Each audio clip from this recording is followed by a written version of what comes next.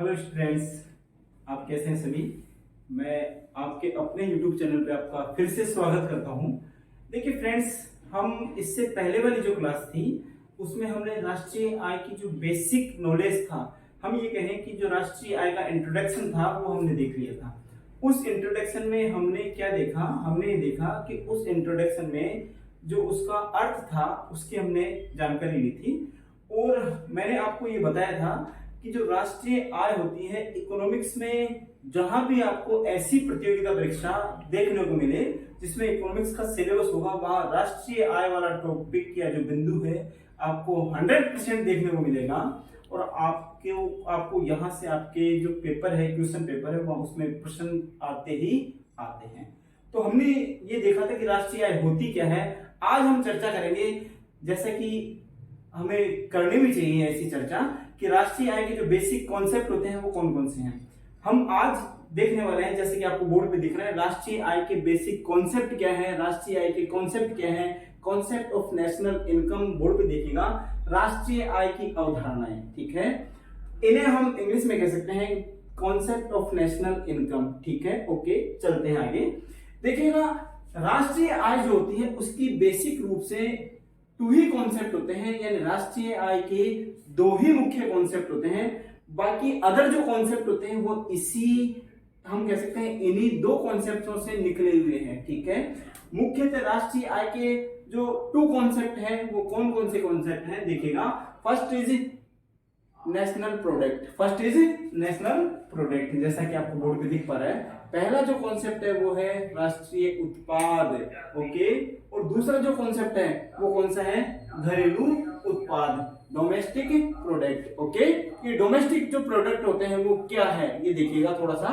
Domestic जो product है वो क्या होते हैं और नेशनल जो प्रोडक्ट है वो क्या होते हैं। बेसिकली हमने कहा कि राष्ट्रीय आय की दो ही अवधारणाएं हैं, दो ही कॉन्सेप्ट हैं, बाकी जितने भी कॉन्सेप्ट हैं वो सारे इन्हीं से निकले हुए हैं। आगे हम चर्चा करते हैं, जैसा कि आप बोर्ड पे देख पा रहे हैं कि शेष सभी कॉन्सेप्ट इन्हीं पर आधारित है। मूलतः दो कॉन्सेप्ट हैं, बाकी जितने भी नेशनल इनकम के कॉन्सेप्ट आने वाले हैं वो इन्हीं पर बेस हैं, इन्हीं पर आधारित हैं, ठीक है। अब राष्ट्रीय आय के जो कॉन्सेप्ट हैं उनको हम कुछ आधारों में डिवाइड कर सकते हैं, कुछ आधारों पे इनको हम अलग अलग भागों में बांट सकते हैं। जो पहला इनको अलग अलग भागों में बांटने का आधार है वो कौन सा है, हम कह सकते हैं उत्पत्ति के आधार पे, यानी इनका जो हम कहें ओरिजिन हुआ है, इनका जो उद्गम हुआ है वो किस आधार पे हुआ है। देखिए, उद्गम के आधार पे या इनकी उत्पत्ति के आधार पे राष्ट्रीय आय के जो कॉन्सेप्ट हैं उनके प्रकार कितने हैं, दो। वो कौन कौन से हैं, जैसा कि आप बोर्ड पे देख पा रहे हैं, जीएनपी एंड जीडीपी, जीएनपी और जीडीपी। इनकी फुल फॉर्म की तरफ हम बाद में जाएंगे, यहाँ आपको मैं फुल फॉर्म समझाऊंगा, बहुत बढ़िया तरीके से हम जीडीपी समझेंगे, जीएनपी समझने वाले हैं, ठीक है। पर थोड़ा वेट कीजिएगा, आराम से देखिए वीडियो को, हम सीडी बाय सीडी हम गए, स्टेप बाय स्टेप आगे बढ़ेंगे, ठीक है। हमने ये कहा कि जब राष्ट्रीय आय के कॉन्सेप्ट की बात हम करते हैं तो राष्ट्रीय आय के जो कॉन्सेप्ट हैं उसको ओरिजिन के आधार पे, उत्पत्ति के आधार पे दो कॉन्सेप्ट हम देखते हैं, कौन कौन से हैं, जीएनपी एंड जीडीपी, ओके, ठीक है। उत्पादों के मूल्यांकन के आधार पे, यानी जब हम राष्ट्रीय आय का मेजरमेंट करते हैं, मूल्यांकन करते हैं, तो उत्पादों के मूल्यांकन के आधार पे राष्ट्रीय आय के कुछ कॉन्सेप्ट हमें देखने को मिलते हैं। वो कौन कौन से हैं, देखिएगा। First is GNP MP, GNP MP. यहां मैं आपको एमपी और एफसी का अभी जो अर्थ है वो स्पष्ट कर दूंगा। देखिए, जीएनपी एमपी, दूसरा है GNP FC, okay. Third is GDP MP and last और फोर्थ जो है वो है जीडीपी एफसी। देखो, एमपी का मतलब होता है मार्केट प्राइस, एमपी का मतलब क्या होता है, मार्केट प्राइस। हम ये कह सकते हैं कि जब भी राष्ट्रीय आय की गणना होगी तो यहाँ गणना दो आधारों पे होती है। राष्ट्रीय आय का जो मेजरमेंट होता है वो दो आधारों पे होती है। पहला हम ये कह सकते हैं मार्केट प्राइस के आधार पे, और दूसरा जो है जैसा कि आपको एफसी दिख रहा है, एफसी का मतलब होता है फैक्टर कॉस्ट, यानी साधन लागत के आधार पे। तो राष्ट्रीय आय की गणना के हम ये कह सकते हैं मूल्यांकन के आधार पे कितने प्रकार हैं, हम ये कह सकते हैं 4 प्रकार हैं। कौन कौन से, उत्पादों के मूल्यांकन के आधार पे, यानी जो प्रोडक्शन होता है उसके मेजरमेंट के आधार पे कितने टाइप हैं, 4 टाइप हैं। First is GDP sorry GNP MP, second GNP FC, और उसी तरीके से जीडीपी एमपी और जीडीपी एफसी। एमपी का आप अर्थ समझ गए होंगे। एमपी का मतलब होता है मार्केट प्राइस। एमपी बराबर, वो मध्य प्रदेश वाला नहीं है, ये मार्केट प्राइस है, MARKET, market price. Okay. FC का मतलब होता है factor cost, FC factor cost. ठीक है, तो एमपी और एफसी ये आपके काम आने वाले हैं, आने वाला है आगे, तो इसका थोड़ा सा गौर करके समझिएगा। देखिए इसके बाद में अगर हम बात करें कॉन्सेप्ट जो है, वो तीसरा कॉन्सेप्ट जो हम आधार ले सकते हैं तीसरे कॉन्सेप्ट की उत्पत्ति का, वो कौन सा है? Net concept. नेट कॉन्सेप्ट यानी इसे आप हिंदी में कह सकते हैं निवल या शुद्ध अवधारणाएं। निवल या शुद्ध अवधारणाएं, शुद्ध से मतलब होता है कि यहां जो भी आपको अवधारणाएं मिलेगी उसमें कोई भी अशुद्धि शामिल नहीं होगी। दैट इज हम कह सकते हैं नेट प्रोडक्ट। नेट प्रोडक्ट जैसे एनएनपी, उसी तरीके से एनएनपी एफसी। एमपी और एफसी का अर्थ आपको समझा चुका हूं मैं। एमपी का मतलब होता है मार्केट प्राइस, एफसी का मतलब होता है फैक्टर कॉस्ट, हम कह सकते हैं साधन लागत। ओके, आगे चलते हैं। एनडीपीएमपी नेशनल डोमेस्टिक प्रोडक्ट जो है मार्केट प्राइस पर, उसी तरीके से एनडीपीएफसी फैक्टर कॉस्ट पर, साधन लागत पर। ये तो थी हमने कहा कॉन्सेप्ट राष्ट्रीय इनकम के, नेशनल इनकम के जो कॉन्सेप्ट हैं उनकी हमने चर्चा कर ली है। हमने कहा बेसिक रूप से दो ही कॉन्सेप्ट होते हैं। फर्स्ट इज राष्ट्रीय उत्पाद, जिसे आप कह सकते हैं नेशनल प्रोडक्ट। दूसरा कौन सा देखा? घरेलू उत्पाद, डोमेस्टिक प्रोडक्ट। बाकी जितनी भी अवधारणाएं आएंगी, जितने भी कॉन्सेप्ट होते हैं वो इन्हीं दोनों पर आधारित होते हैं, उनकी उत्पत्ति इन्हीं दो के आधार पे होती है। अब हम समझते हैं, जैसे कि आप वेट कर रहे थे काफी टाइम से, आपके मन में ये चल रहा था कि सर ये फालतू की चीजें क्यों पढ़ा रहे हैं। अरे ये फालतू नहीं है, कॉन्सेप्ट जब तक आपके दिमाग में क्लियर नहीं होगा, आप जीडीपी को बार बार पढ़ लीजिए नहीं समझ पाएंगे, जीएनपी को समझ लीजिए नहीं समझ पाएंगे। तो हम अब जब इतना कुछ हमने देखा तो हम इस लायक हो जाते हैं कि हम जीडीपी और जीएनपी का अर्थ समझ सके। देखो यहां जीडीपी, G4 होता है ग्रोस, G4 होता है ग्रोस। ग्रोस का मतलब होता है सकल, जी ग्रोस। ठीक है। डी का मतलब होता है domestic, domestic. Okay. And P for parrot पढ़ा है, यहां पैरोट नहीं है, यहां प्रोडक्ट है, प्रोडक्ट। हम कह सकते हैं ग्रोस डोमेस्टिक प्रोडक्ट। हिंदी कहें तो हम ये कह सकते हैं सकल घरेलू उत्पाद, सकल घरेलू उत्पाद, सकल घरेलू उत्पाद। ओके, ये सकल घरेलू उत्पाद क्या होता है? बड़ा सिंपल है, ये घर की बातें हैं और घर की बातें बड़ी आसानी से समझ में आ जाती हैं अगर रुचि लेके समझते हैं तो। देखिएगा, सकल घरेलू उत्पाद, अगर हम इसको ये कहें कि सकल का मतलब होता है संपूर्ण, ग्रोस का मतलब हम लेते हैं होल प्रोडक्ट से, जितना भी प्रोडक्शन हुआ है उससे। यहां डोमेस्टिक है तो डोमेस्टिक का मतलब होता है घर यानी घरेलू, और प्रोडक्ट होता है उत्पाद आपके घर के अंदर। अब घर से क्या मतलब है? हम देश की बात कर रहे हैं, नेशनल इनकम की बात कर रहे हैं, तो नेशनल जहां आ गया राष्ट्रीय आपको शब्द मिल गया।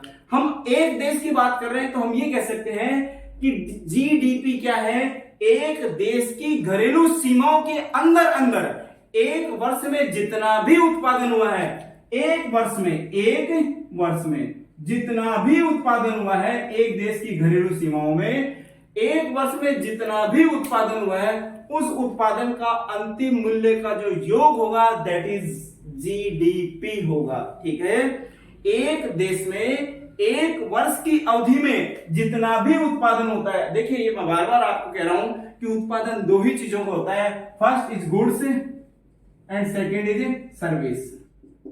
ओके, इन दोनों का उत्पादन एक देश की जो घरेलू सीमा है, जैसे भारत के हम जीडीपी की बात करें तो हम ये कह सकते हैं कि भारत की जो घरेलू सीमा है, भारत की सीमाओं के अंदर अंदर एक देश में जितनी गुड्स का उत्पादन हुआ है, जितनी सर्विस का उत्पादन हुआ है, इन दोनों के अंतिम मूल्य को जोड़ देंगे। अंतिम मूल्य यानी जो लास्ट प्राइस होती है जिस पर वस्तु कंज्यूमर को प्राप्त होती है, उस प्राइस को हम लास्ट प्राइस कहते हैं, और उसी प्राइस को हमें जोड़ना है। अगर हम उस प्राइस को जोड़ लेते हैं तो हमारे पास जो हम कहें जो राशि प्राप्त होती है वो कौन सी प्राप्त होगी, जीडीपी की प्राप्त हो जाएगी। ओके, देखिए अब यहां डिफरेंस क्या है, आपको सिर्फ यहां डी है और यहां एन है। ओके, यानी जीडीपी में जी का वो है ग्रोस, डी का डोमेस्टिक और पी का प्रोडक्शन। यहां जो जीएनपी है उसमें भी जी का तो ग्रोस बनेगा, पी का प्रोडक्शन बनेगा, लेकिन एन का डिफरेंस आ रहा है, एन का मतलब होगा नेशनल। तो यहां हम कह सकते हैं gross national production product P. Okay, gross national product. Hindi कहें तो आप ये कह सकते हो सकल राष्ट्रीय उत्पाद।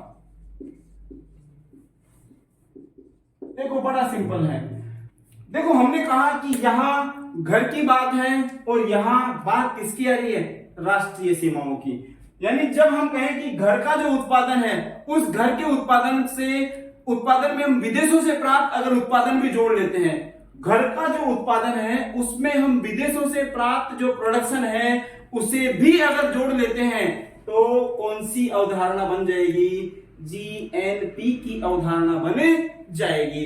बड़ा सिंपल सी बात है, देखिएगा इसको हम ये कह सकते हैं जीएनपी बराबर GNP is equal to GDP plus हम ये कह सकते हैं net export, NX net export. यानी जितना हमने विदेशों को माल भेजा है उससे हमें जो पैसा प्राप्त हो रहा है दैट इज विदेशी आय।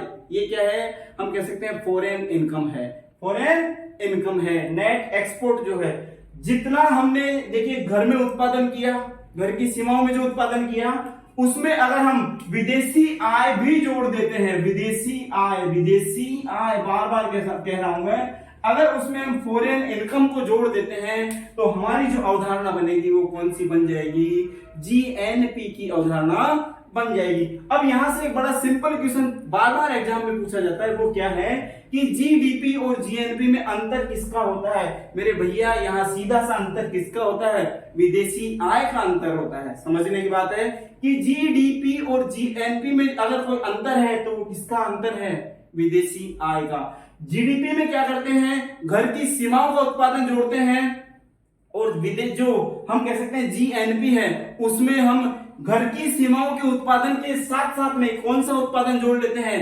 विदेशों में जो उत्पादन किया गया, हमारे जो देश के निवासी है उनके द्वारा जो उत्पादन किया गया है वो विदेशी आय है, और उस आय को हम क्या करेंगे, हमारी राष्ट्रीय आय में जोड़ लेंगे, वो क्या बन जाएगी, जीएनपी बन जाएगी। अब यहाँ आप सूत्र रूप में ये भी कह सकते हैं कि अगर हमें जीएनपी से जीडीपी निकालना हो, देखिए हम कहें जीडीपी बराबर, अब आपको जीडीपी का कैलकुलेट करना है तो आप ये कह सकते हैं जीएनपी माइनस एनएक्स।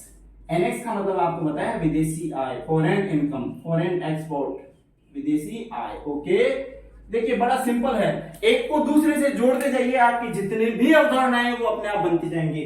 हमने कहा जीएनपी क्या है, जीडीपी की राशि में आप क्या जोड़ दीजिए, विदेशी आय जोड़ दीजिए, क्या बन जाएगी, जीएनपी बन जाएगी। और अगर जीडीपी मालूम करनी है हमें तो क्या कर दीजिए, जीएनपी की राशि में से विदेशी आय घटा दीजिए, क्या बन जाएगी, जीडीपी की राशि बन जाएगी, हम कह सकते हैं डोमेस्टिक प्रोडक्शन बन जाएगा। तो प्यारे विद्यार्थियों, इकोनॉमिक्स के बारे में मैं आपको बार बार कहता हूं कि बड़ा सिंपल फंडा है, एक को दूसरे से को रिलेट करते चलें, जोड़ते चलें और आपकी अवधारणाएं बनती चलेंगी। ओके, हमारे साथ रेगुलर बने रहिए और अपनी पढ़ाई को आसान बनाइए। अपने जो भी आपको हम कहें कठिन बिंदु लगते हैं इकोनॉमिक्स के, वो बिल्कुल किस तरीके से आसान होते जाएंगे और आपको पता भी नहीं लगेगा कब आपकी तैयारी कंप्लीट हो गई। तो स्टूडेंट्स रेगुलर हमारे वीडियो देखते रहें और अपनी तैयारी को शिखर पर पहुंचाएं। Thank you.